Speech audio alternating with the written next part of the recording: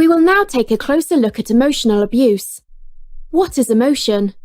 In order to define emotional abuse, we first need to be clear what is meant by the word emotion. An emotion can be a pleasant or an unpleasant mental state, which happens as a response to external factors, which can be enjoyable or unpleasant. In general, however, an emotion develops subconsciously. Examples of an emotion are feelings of agreement, anger, certainty, control, disagreement, disgust, disliking, embarrassment, fear, happiness, hate, interest, liking, love, sadness, shame, surprise, and uncertainty. In relation to child abuse, the emphasis is usually on the more negative emotions.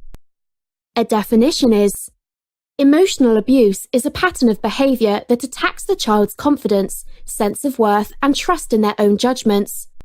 Constant criticism and mocking, by threats or disguised as guidance, teaching, or advice, can lead to emotional abuse. The emotionally abused child loses all sense of importance and personal value.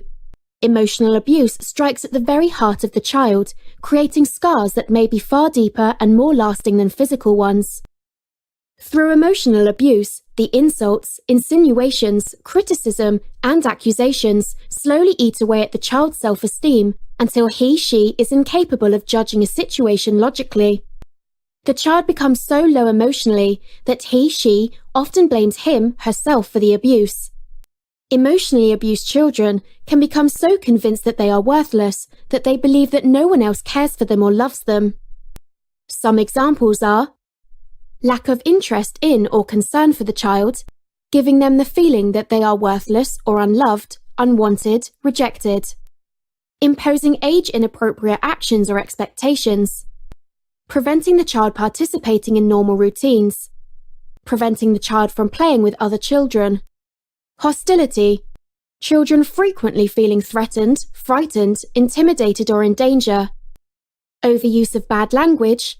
Shouting and developing a culture of fear and rejection.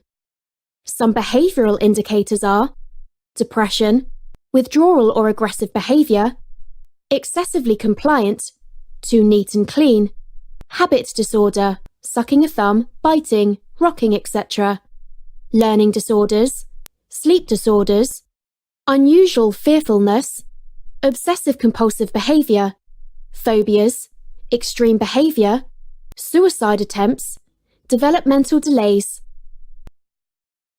Some physical indicators are changes in appetite and nausea, headaches, bedwetting, habit disorders, sucking a thumb, biting, rocking, etc.